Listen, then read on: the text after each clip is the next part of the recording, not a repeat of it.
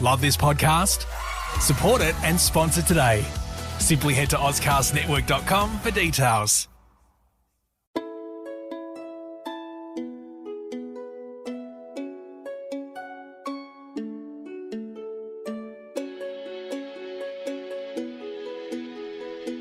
Welcome to Hong Kong Confidential. I'm Jules Hannaford and I'm your host. I'm an Australian woman and I've been living in Hong Kong for many years. I'm a mother, a teacher, an author, and I want to share my wisdom and the wisdom of others with you. Thanks for joining me and I hope you enjoy the show.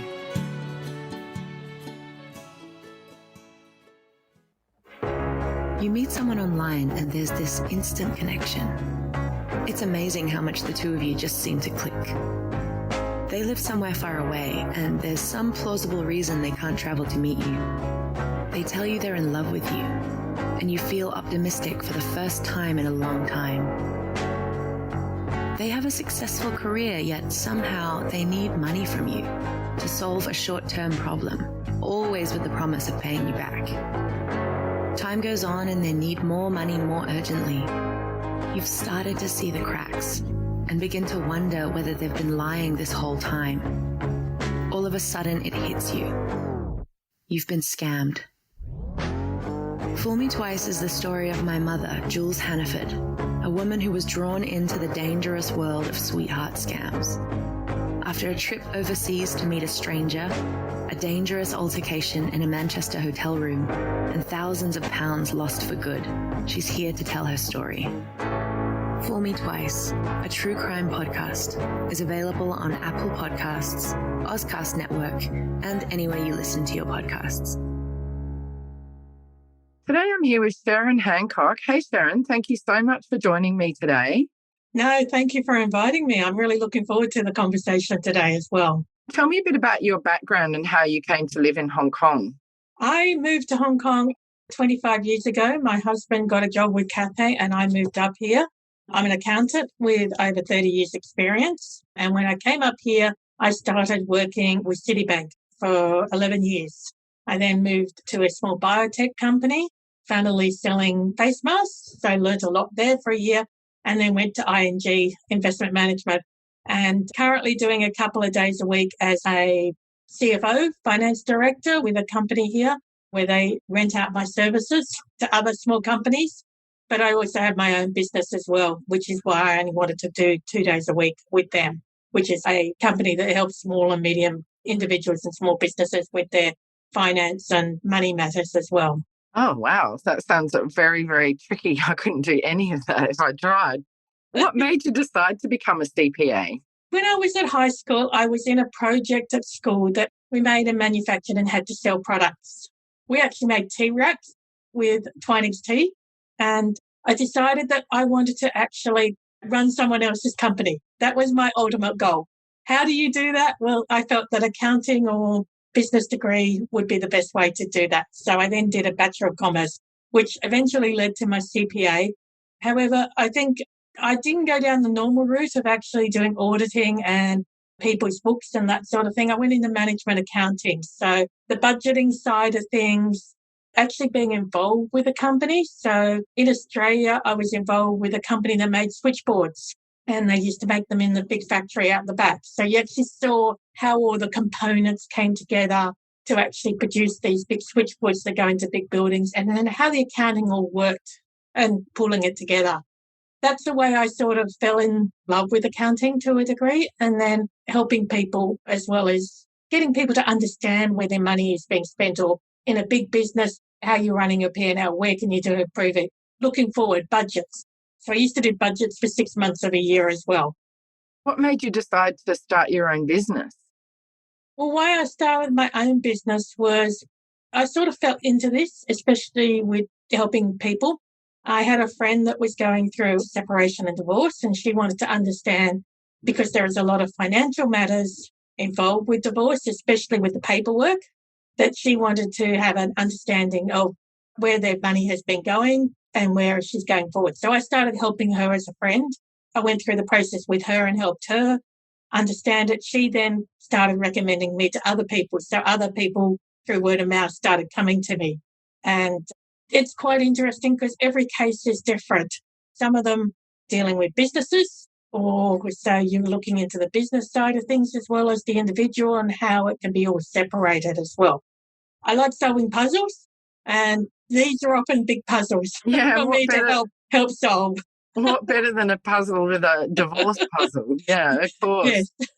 You've really become a bit of an expert in helping people in divorce. I guess you help them even more than just with their finances now, don't you? Because you're so experienced that you're able to give a bit of advice on the legal system and how they go about it and where they get their forms and all that sort of stuff, how they might be able to manage mediation, things like that. That's quite amazing. Tell me a bit about what other things do you offer as well as talking about finances?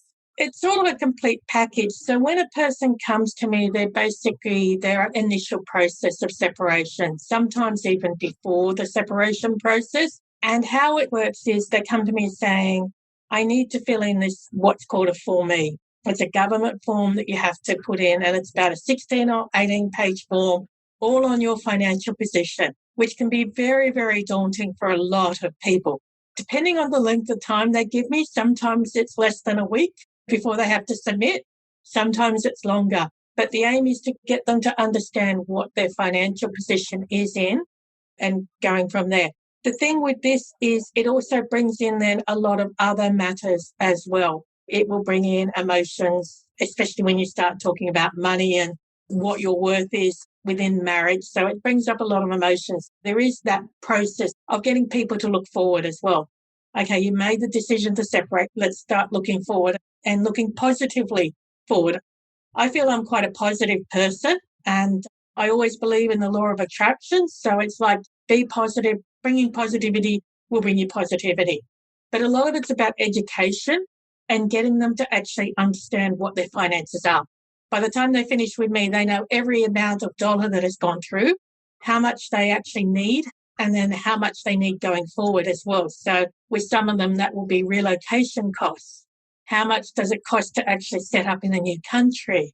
You've got your transport costs, your airfares, school fees, buying a new car, all those sort of things. So we go together to try and bring that all together into one package. So when they go into mediation or whatever they need to do, they can actually go in there with confidence and talk with confidence in those discussions and know what they want, know what they need, know what their bottom line is as well, if it comes to that. How do you get started to help your clients see the bigger picture or the whole picture related to their finances? We go back to really basics. Basically, we take last 12 months' bank statements and we put them into a simple Excel sheet that I've created. So the idea is to make it very, very simple. And then you allocate each item to a certain category, which in the Excel sheet I've created, it actually has the same fields as what is in the Form E. Eventually, that fills up a monthly breakdown of your expenses in the same format as the Form E. So you can see exactly in the categories that they want and that the courts and lawyers and everyone understands. So But I'm trying to make it as easy as possible for them. If it's too difficult or too hard, too complicated, they're not going to do it. Yeah, absolutely. And it sounds a bit complicated. Just even that fear of thinking about having to do it must put people off if they're not mathematically minded. Yeah, and that's why I often get calls about a week before the forms are due. I know, that's they not put enough them off time. and put them off and put them off. Oh my gosh. How do you manage your clients' fears and embarrassment about perhaps their excessive spending or what they've spent their money on? The fact that you're really going into somewhere that's very quite personal. Well, it's quite personal. It's also quite confronting for people. I try to say, look, you cannot change the past. The past is the past. Okay, let's have a look at it. Raw bones and all. It's a bit like your marriage, okay? To a degree, it's the past. Let's understand it. We all do overspending. We all do like to go out for the night or whatever and have a few drinks and spend maybe a couple of $1,000s occasionally on a night out. It's then understanding that, and there's no judgment involved in that as well. So I try to make them feel as though it is a very safe place for them to come to me and that they can be upfront. And yes, it is very confronting. And sometimes I say to them, you just cannot afford this anymore. You know, realistically, and often it will be when we look at both pictures together, you're living on two households, sometimes on one income, one and a bit income, you're just not going to be able to do this anymore. So you're going to have to cut.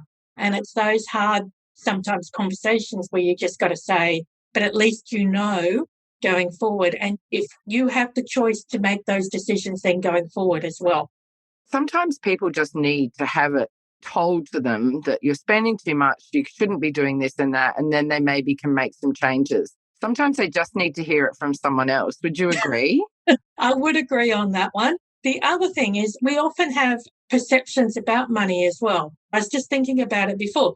When you meet someone for the first time, one of the first questions you usually ask is, what do you do? And that often has its own connotations with it as well. I think a lot of it is making sure that the person's self-worth is actually improved as well. You would have to suspend judgment sometimes, wouldn't you? Oh, yeah. Just be really pragmatic and practical and non-judgmental when you're dealing with your clients, whether it's about their spending or their job or how their marriage is broken up or any of those issues. You could have someone that has been together for 15 years and has no savings, okay? And then you've got to basically tell them, you're now on two households with the income, with no savings, you can't afford to do this. You will have to go down in house size. The partner cannot afford that spending. The partner cannot afford that house for having two houses type of thing. So it can become as a bit of a reality. There's tough decisions, but I've always felt as though I am helping them move forward. And that's the way I look at it. It's making those steps forward and people will get through it. People adjust. They're adaptable. They're resilient. Sometimes they need a little bit of push in the resilient, and some people don't always like hearing what I'm necessarily saying, and often they won't come back, which I'm fine with as well. It's all about choice as well. So they have their choice. I will tell it as it is most of the time, but yeah. How do you manage the emotional side of your clients if they're in the midst of a divorce? I can imagine you can have some people who are very distressed at times. It's like a shoulder to cry on. I let them have their vent. I let them have their time. They need that because it's when you speak about certain issues, certain things will be triggered. Okay, so you've got that process. And divorce is two things, money and kids. They're basically the two things that you're always splitting, money, property, kids. You've just got to then try and help them put it in perspective as well in a calm manner and say, we understand that. That's the way it was.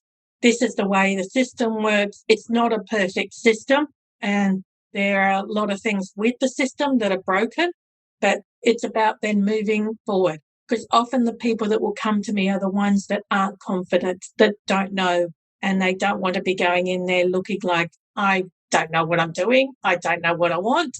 Whereas sometimes the other side of it is very confident. They know exactly where it is and that sort of things. I believe you're doing a master's in psychology at the moment. That's going to be really helpful when dealing with some of the emotional issues and the underlying issues in relationships. Even though you're just an accountant, I'm sure having that knowledge would be very helpful when supporting people with the whole story. I actually decided to start a diploma of psychology. Master's is 4 years. Oh, it's not master's. Okay. No, I do have a master's. I do have an MBA. So I do actually have an MBA as well. But I've decided to go back and start a diploma of psychology, which could lead me to becoming a psychologist. However, I felt that I needed some sort of theory background and helping background in that, in understanding the mind and that sort of thing. I've just finished my second subject on it. I've got 12 subjects with it because I've already done a degree. They give you a bit of leeway on it. It's quite interesting when you're working about memory and emotional responses and things like that as well. I don't always agree with how they do things, but I think it's a good learning experience for me, coming from an accounting background, to actually have those issues as well, because you would be surprised with accountants how often it does crop up, especially when you're dealing with small businesses as well, which I'm finding as well, especially during this time when times are going tough and hard. Right, yes, because a lot of businesses are floundering because of the COVID-19 and the social distancing and the fact that we can't really go out and all that sort of thing. I feel there must be so many people struggling at the moment. It's very sad. Keeping a level head too, and just trying to keep calm and make judgments and that on these things. So when you're going in and you're saying, okay, you've got to look at staffing levels, but you're not getting any sales orders in or any cash in, because everyone has pushed their cash receivables out, there's sometimes hard decisions to be made. And as much as I hate trying to put anyone out of a job, that's the last thing you want to do. But sometimes you just got to look at it and say, you just can't afford it, because if you don't, then you won't have a business for them to even come back to work in 3 months' time. And a lot of people don't understand those things behind the scenes, and they often fall on the accountant's shoulders as well, because it is finance as well. Would you say that your specialist is divorces, but you work in other areas as well, or do you work in all areas across the board fairly evenly?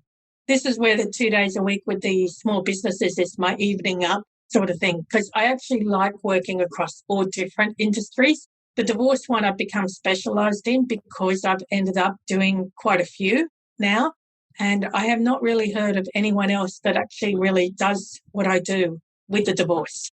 When you talk about people who need help, they'll go to an accountant, but the accountant may not actually understand what they're needing. I have not come across anyone that actually specialises like I've done. And as I said, I fell in it by accident, but I found it something that I'm reasonably good at as well. Your aim is to help people move forward and look towards their new life after divorce, and you want them to negotiate with confidence. Do you practice with them before they go into negotiation, or is it just a matter of getting everything in order so that they can see where everything is and then that builds their confidence? I will coach them through this. So before they go into, say, mediation or whatever, I will go through all their finances and we'll come up with a budget. We'll come up with a plan of this is what you need. And my aim is that they will know every single number and how that number has been calculated. So if they're moving back to their home country, and this is an example of one I did in Australia, moving back to Australia, we had 3 quotes for cars before she went in to the discussions. We had average electricity bill for a family of 4 in Australia. So every number, they will know beforehand how that number is. So if they get questioned or queried or told, well, that's way too much. No, hang on a second, it's not. This is what it all is. So my aim is to have them mostly all confident before they actually do that. I get to that stage with some of them, not necessarily always all of them, but they have a better understanding of what their finances are and how those numbers have come about before they ever go into any sort of discussion. Yeah, and then that means that they can just go in with a lot more self-confidence and feel assured that they have some idea of what's going on. Because I have to say that many people, men and women, often they leave the finances to one person in the relationship. Yep. And so the other person, I don't want to generalize, but I think it's quite often more the woman than the man, but it's not always.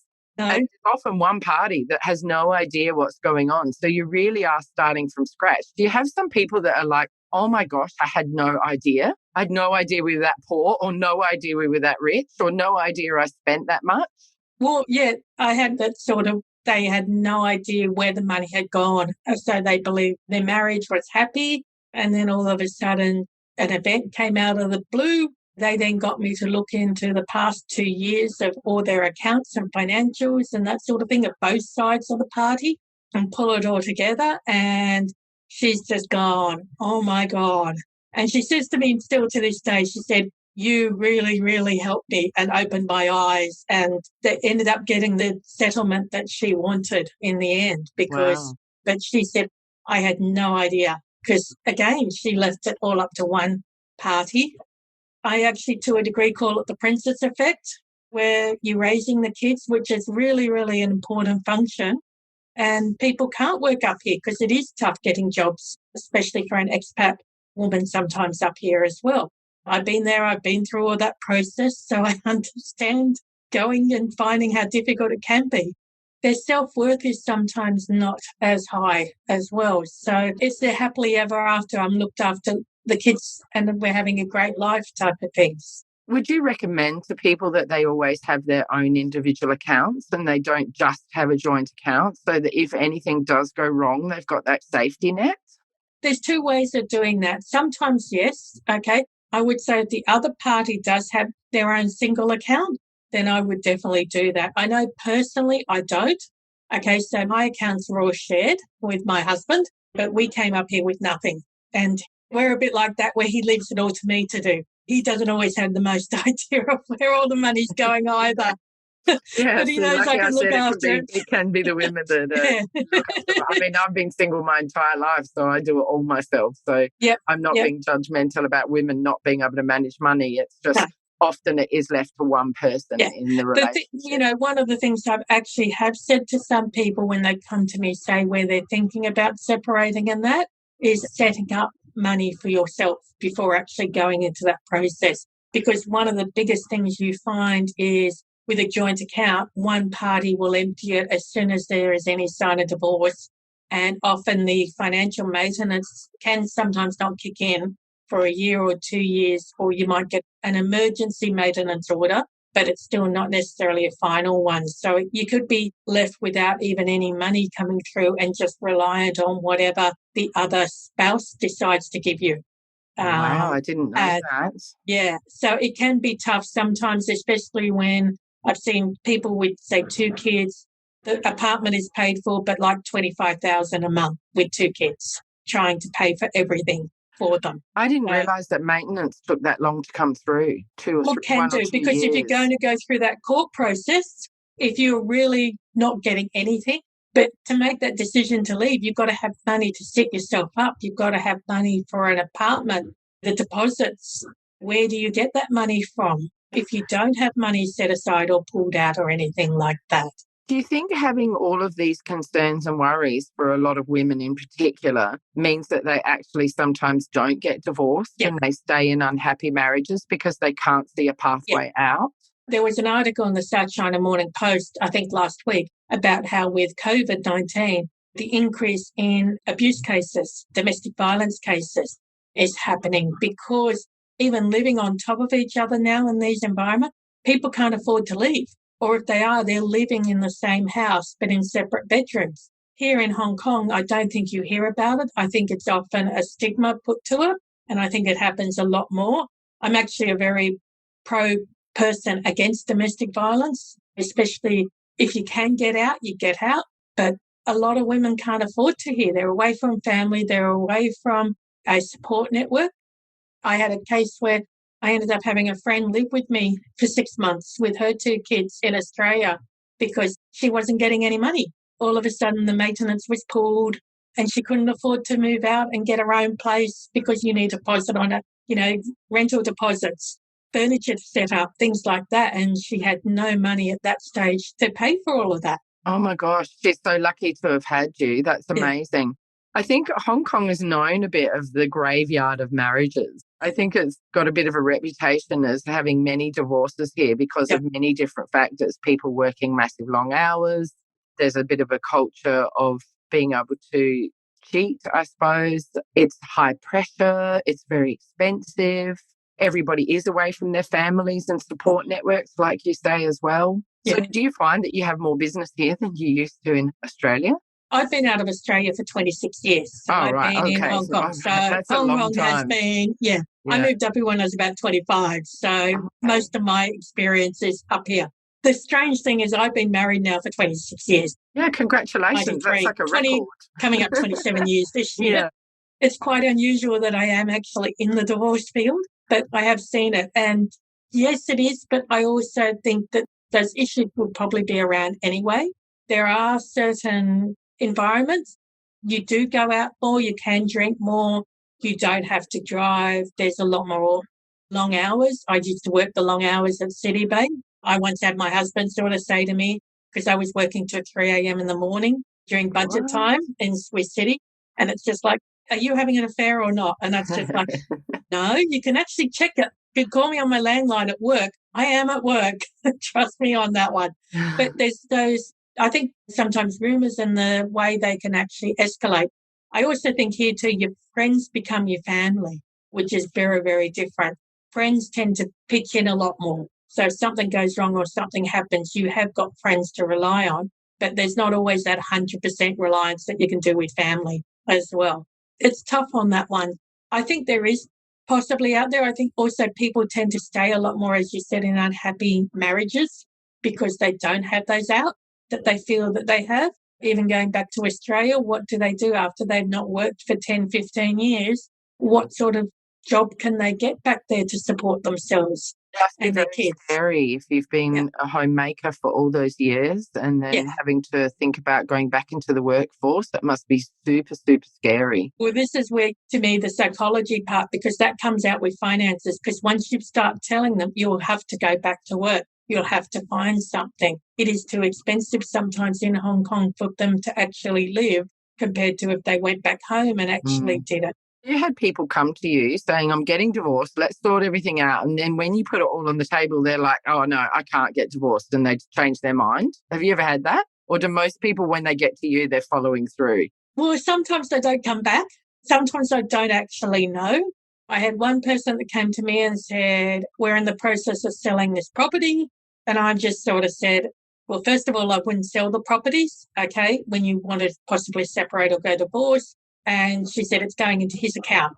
And I've just sat there and gone, you're not going to see a penny of that, okay?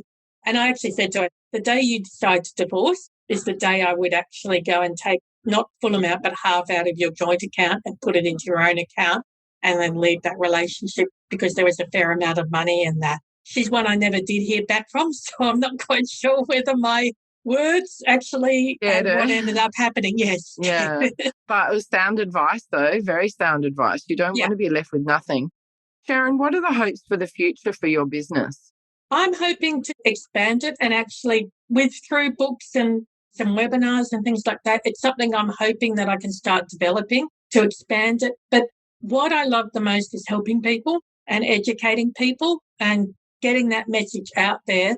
And I can do one-on-ones, but at the moment I'm sort of feeling it's not getting that message out there far enough. It's something I really want to expand into. A book on ABC on how to do divorce finances in Hong Kong, and then because it's very similar in all the Commonwealth countries. So I've had women where they've been in the UK through the UK law and Australian law and the Hong Kong law, and it's actually very similar processes. It's just slight adjustments on that. But I want to start getting people out there, getting them to not think of finance as a bad omen over their head, but to actually have fun with it. And I often use some personal finance tools as well to actually introduce to people if they can afford them. Something like some of the online tools like Xero or QuickBooks, it's 300 to Hong Kong a month. And it can really easily just do your personal finance through it as well. So I do all my personal finances through Xero. I do that. But I've done it to people and then I go, okay, let's reconcile. It goes green. Yes. And they actually get excited when things actually go green because it's reconciled, it's good, you're happy. That's cool. That's the idea of sort of doing it. Yeah.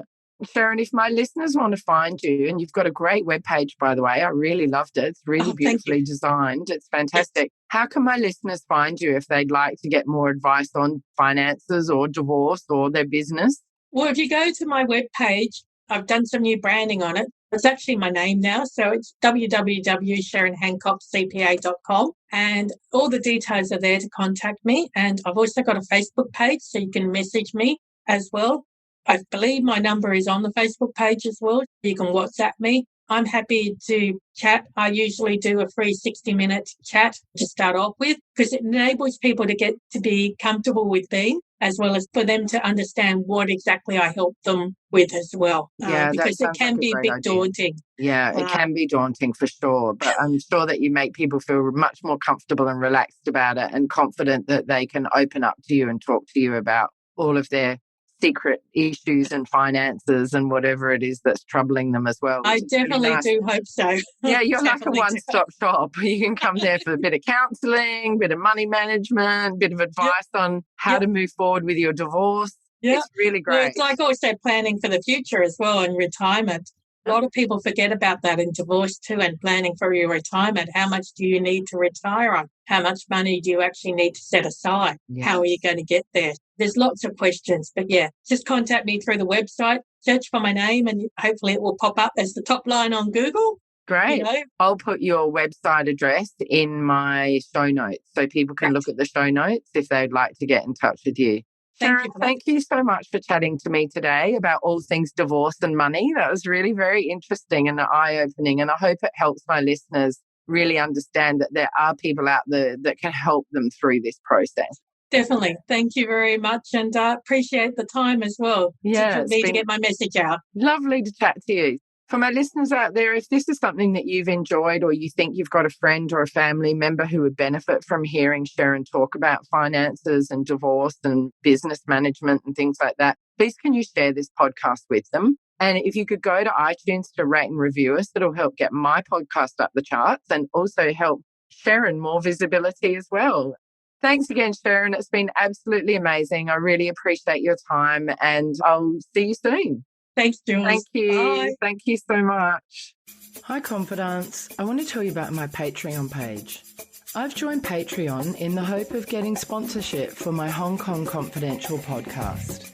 Patreon is a great way for my listeners to get on board and sponsor me with monthly payments, and that goes towards my production costs and rewards for my members. If you're interested in checking out my Patreon page, please go to patreon.com and search up Jules Hannaford or Hong Kong Confidential. I would really appreciate you visiting my page.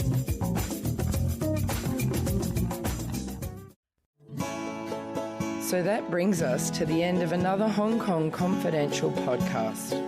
I'm Jules Hannaford. Thanks for joining me, and I hope you'll be with me again next week. If you enjoyed today's podcast, please can you go to iTunes to rate and review it. I would really appreciate your feedback. You can email me at jules@hongkongconfidential.net, and you can find me on Facebook and Instagram at Hong Kong Confidential. If you'd like to hit me up on Twitter, it's at Jules Hannaford. I would love to hear from you.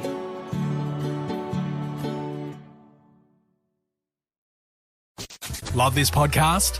Support it and sponsor today. Simply head to AuscastNetwork.com for details.